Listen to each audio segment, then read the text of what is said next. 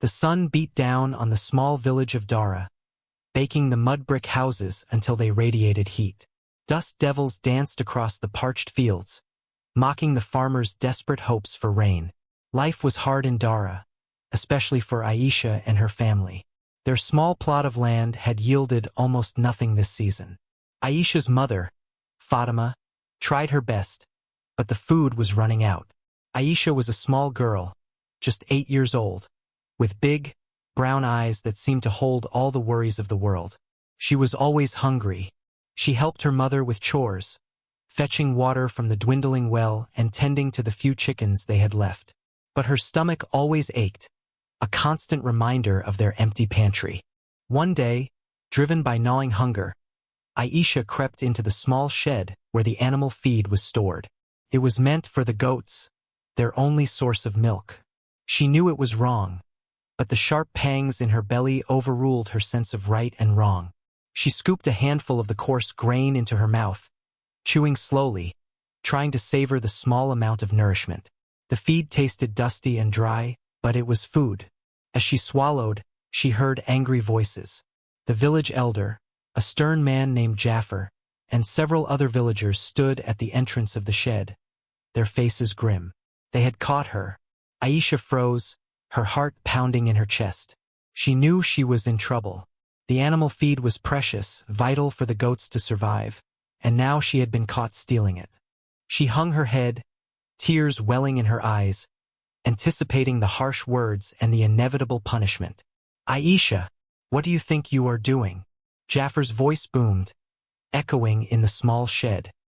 He was a tall, imposing man, his face etched with worry lines from the relentless drought. He gestured angrily at the spilled grain around Aisha's feet. "This feed is for the goats. Do you understand? The goats give us milk. Milk keeps the children alive." Other villagers murmured in agreement, their faces reflecting a mixture of anger and despair. Old woman Hannah, whose grandchildren relied on the goat's milk, shook her head sadly. "Aisha, we are all hungry," she said, her voice softer than Jaffer's, but no less firm. "But we cannot steal from the animals. They are all we have left." Aisha couldn't meet their eyes. Shame burned in her cheeks. She knew they were right, but the hunger had been a monster inside her, clawing at her insides. She wished she could explain, but the words caught in her throat. "She must be punished." A younger man, Khalil, declared, his voice harsh. "If we let her get away with this, others will do the same. We must make an example." Jaffer nodded grimly. "He is right. We must think of the village. The goats are more important than one child's hunger." He turned back to Aisha, his face stern. "You will be." Suddenly, a voice cut through the tension. "Wait!"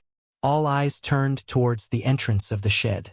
Omar, Aisha's father, stood there, his face etched with fatigue, his clothes dusty from working in the fields. He had heard the commotion and rushed to see what was happening. He looked at his daughter, then at the angry faces of his neighbors. He knew what he had to do. Omar was a man of few words, but his eyes held a deep understanding. He was a farmer like most of the men in Dara. His hands were calloused and strong from years of tilling the soil, but the drought had worn him down. He was thinner than he used to be, and the lines on his face were deeper, reflecting the constant worry he carried for his family. He loved Aisha more than anything in the world. He stepped forward, his presence calming the agitated villagers. He didn't raise his voice or argue. Instead, he simply looked at Aisha, his eyes filled with a mixture of sadness and love. He saw the shame and fear in her eyes, and he understood. He knew what it was like to be hungry, to feel the gnawing emptiness that drove you to do desperate things. He then turned to the villagers, his gaze steady and unwavering. He saw their anger, their fear, and their own hunger reflected back at him. He knew they were struggling too, that they were just trying to protect what little they had. He understood their desperation. He knew he couldn't deny what Aisha had done. He wouldn't try to excuse it, but he also knew that punishment wouldn't solve anything. It wouldn't bring back the rain, and it wouldn't fill their empty stomachs. He had to find a different way, a way to show them all that even in the face of hardship, compassion and understanding were still possible. He took a deep breath, preparing himself for what he was about to do. He hoped they would understand. He hoped they would forgive. He hoped he could protect his daughter. In the hushed silence, Omar slowly removed his coat. It was an old, patched-up coat, the color faded from years of sun and wear. It was his most prized possession, protecting him from the harsh desert winds and the cold nights. He carefully folded it, the simple act drawing everyone's attention. It was as if he were performing a sacred ritual. He walked to the center of the shed, near the spilled grain. With deliberate care, he spread the coat on the dusty ground, creating a small, clean space amidst the dirt and the scattered feed. The villagers watched, their faces etched with confusion. What was he doing? What was he planning? Jafar frowned, unsure of Omar's intentions. Khalil shifted impatiently, eager to resume his call for punishment. Even old woman Hannah looked perplexed. Aisha, still trembling with fear and shame, watched her father with wide, tear-filled eyes. She didn't understand what he was doing, but she trusted him. She knew he would protect her somehow. Omar straightened up, his eyes meeting Jafar's. He took another deep breath, his voice calm and steady, but filled with emotion. The moment had come.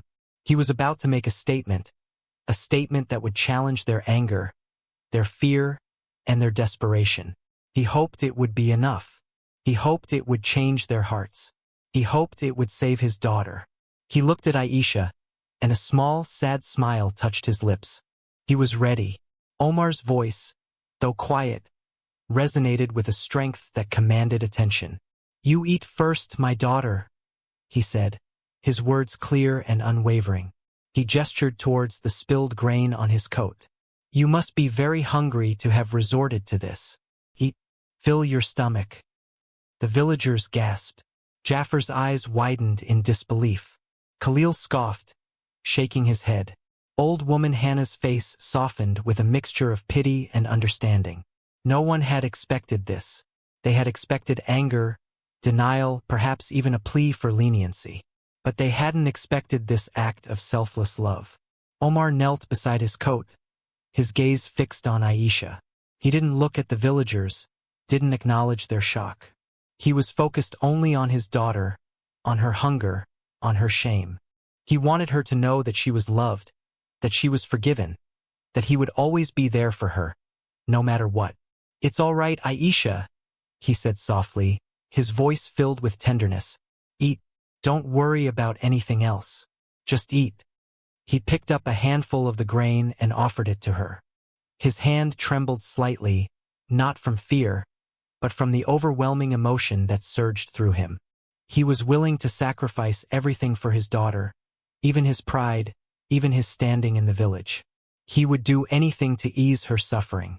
The love he felt for her was a force stronger than the drought, stronger than the hunger, stronger than the anger of the villagers. It was a love that would endure. Aisha stared at her father, her eyes wide with disbelief. She didn't understand. She had expected anger, a scolding, maybe even a beating.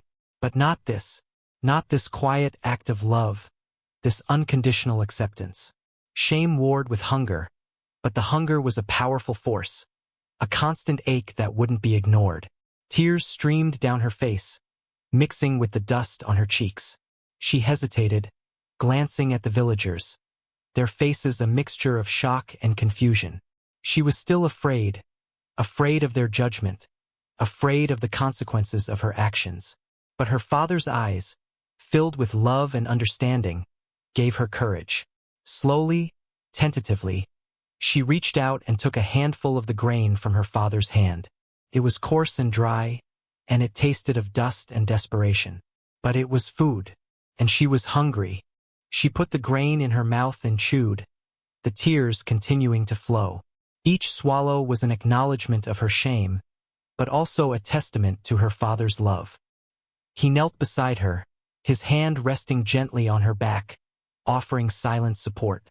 He didn't say anything, didn't pressure her, just let her eat at her own pace. knowing that each mouthful was easing her suffering, both physical and emotional. The villagers watched in silence, their anger slowly dissipating, replaced by a growing sense of unease. They had come to condemn, to punish, but Omar's actions had disarmed them, forcing them to confront their own humanity, their own capacity for compassion. The shed was filled with the sound of Aisha's quiet sobs and the rustling of the grain as she ate, a stark reminder of the desperation that had driven her to this point. The silence in the shed was heavy, broken only by Aisha's quiet sobs and the sound of her chewing. The villagers stood frozen, their initial anger replaced by a palpable discomfort. They had come expecting to witness justice, to reinforce the rules that held their community together. But Omar's actions had thrown everything into disarray. Jaffer, the village elder, shifted uneasily. He had always prided himself on his fairness, on his ability to make difficult decisions for the good of the village. But now he wasn't so sure. He looked at Aisha, her small frame shaking with sobs as she ate the animal feed, and a pang of guilt shot through him. Was he being too harsh? Was he prioritizing the needs of the goats over the needs of a child?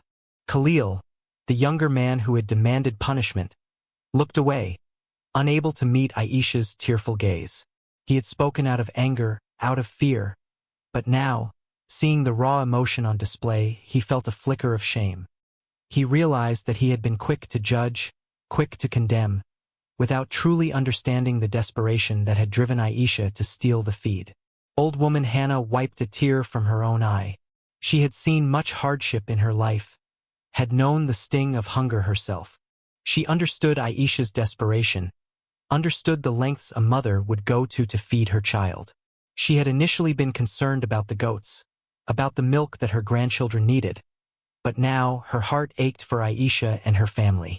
Omar's simple act of love had touched her deeply, reminding her of the importance of compassion and understanding in the face of adversity. The villagers were experiencing a collective shift in perspective.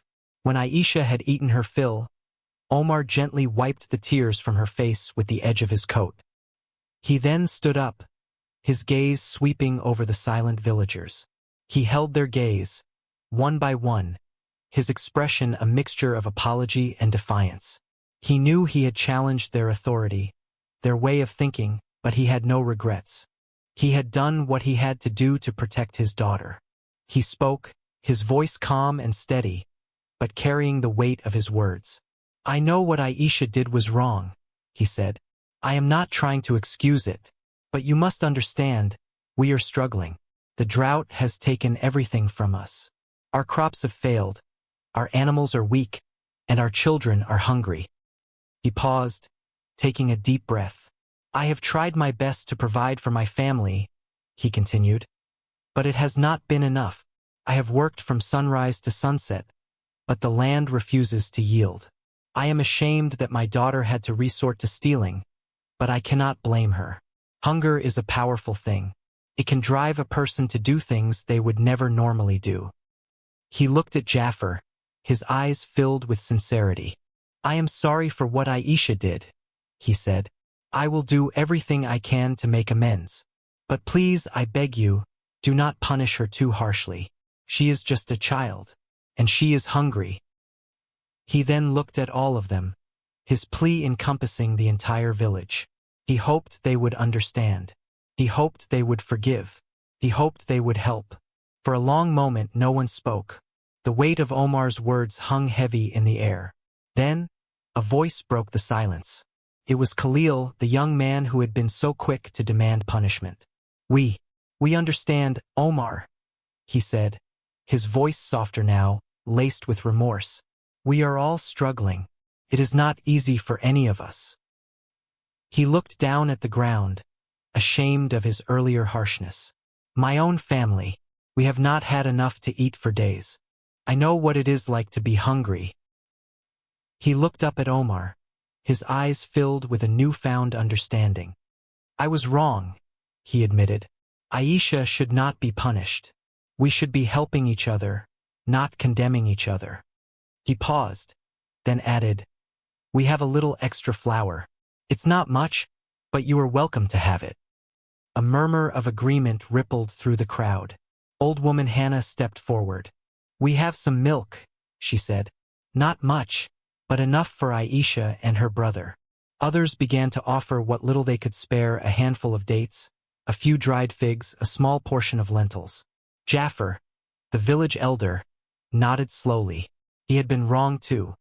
He had been so focused on preserving the rules, on protecting the community, that he had forgotten the importance of compassion. He looked at Omar, his eyes filled with respect. "You are a good man, Omar," he said. "You have reminded us of what is truly important." He paused, then added, "We will share what we have. We will get through this together." A small smile touched his lips. Perhaps we can even ask the neighboring village for help.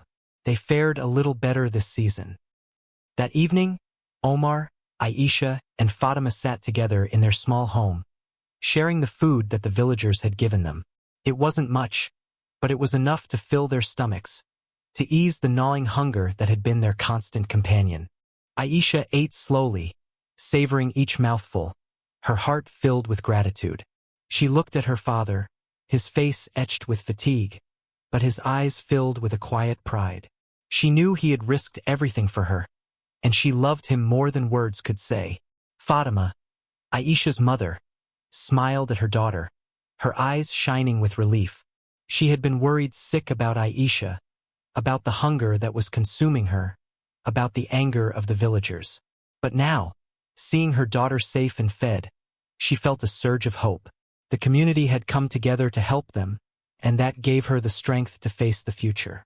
As they ate, they talked about the drought, about the challenges they faced, about the hope that rain would come soon. They talked about the importance of helping each other, of sharing what little they had, of never giving up hope. They knew that life in Dara would continue to be difficult, but they also knew that they were not alone. They had each other, and they had the support of their community. Later, as Aisha lay in bed, she thought about what had happened that day. She had been caught stealing, she had been shamed, but she had also been loved, forgiven, and supported. She had learned a valuable lesson about the importance of compassion, about the power of community, and about the enduring strength of a father's love. She closed her eyes, and for the first time in a long time, she fell asleep without feeling hungry. She dreamed of rain. The next morning, Jaffer gathered the villagers together. He stood before them, his face serious but his eyes filled with a newfound determination. "Yesterday," he began, "we were faced with a difficult situation. Aisha, driven by hunger, stole animal feed. We were angry, we were scared, but we were also wrong." He paused, looking at each of them in turn. "Omar reminded us of something important," he continued. "He reminded us that we are a community, that we are all in this together. He showed us the importance of compassion, of understanding, of helping those in need." He took a deep breath. "We cannot change what happened yesterday," he said, "but we can learn from it. We can learn to be more understanding, more compassionate, more supportive of each other. We must remember that we are all struggling, that we all need help from time to time." He looked at Aisha, who stood beside her father, her eyes filled with hope. "Aisha's actions were wrong," he said, "but she is not a bad person. She was simply hungry, desperate. We must forgive her, and we must help her family." He then turned to the villagers. "From now on," he declared, "we will share what we have. We will make sure that no one goes hungry in Dara. We will support each other through this drought, and we will emerge stronger as a community." He paused. "Let's also make sure the animals have enough to eat. Their milk is important, too." He smiled slightly.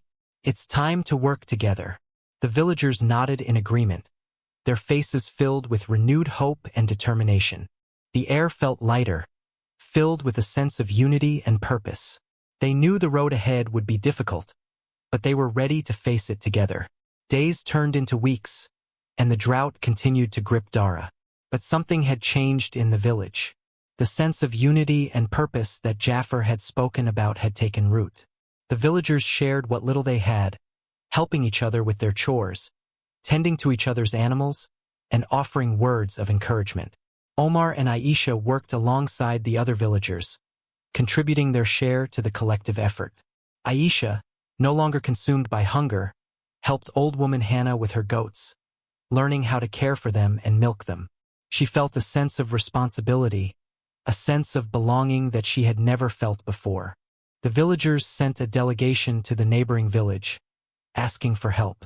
The neighboring village, which had fared slightly better during the drought, agreed to share some of their surplus grain. It wasn't enough to solve all their problems, but it was enough to give them hope, enough to keep them going. One evening, as the sun began to set, painting the sky in hues of orange and purple, Aisha sat beside her father, watching the clouds gather on the horizon. For the first time in months, there was a hint of moisture in the air. A gentle breeze rustled through the parched fields, carrying with it the promise of rain. "Do you think it will rain, father?" Aisha asked, her voice filled with hope. Omar smiled, his eyes crinkling at the corners. "I do, my daughter," he said. "Ido." He put his arm around her, drawing her close. "We have learned a valuable lesson, Aisha," he said. "We have learned that even in the darkest of times, hope remains. And we have learned that together, we can overcome any challenge." He looked at the sky. "The rain will come," he said. "And when it does, we will be ready." The first drops of rain began to fall, gentle at first, then growing stronger, heavier. The villagers emerged from their homes, their faces turned upwards, their arms outstretched, welcoming the life-giving water. A collective cheer went up, echoing through the village. The drought was finally over. Aisha ran outside, laughing and dancing in the rain. She felt the cool water washing away her fears, her shame, her hunger. She looked up at the sky, her heart filled with gratitude. The rain was a gift, a blessing, a symbol of hope for the future. Omar joined her, his face beaming with joy. He watched his daughter dance in the rain, and he knew that everything would be all right. They had faced hardship, they had faced despair, but they had also found strength in each other, in their community, and in their unwavering hope.